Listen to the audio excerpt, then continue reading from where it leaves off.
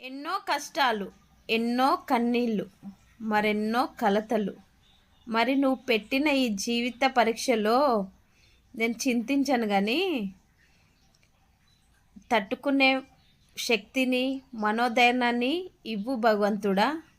ఆడు ఆటలో మరణమంటే ఏమిటి? ఆటలోని కలుపు వంటి చిన్న మలుపులే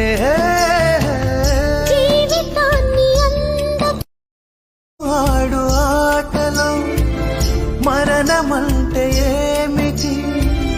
ఆటలోని కలుపు వంటి చిన్న మలుపులే ఆడు ఆటలో మరణమంటే ఏమిటి? ఆటలోని కలుపు వంటి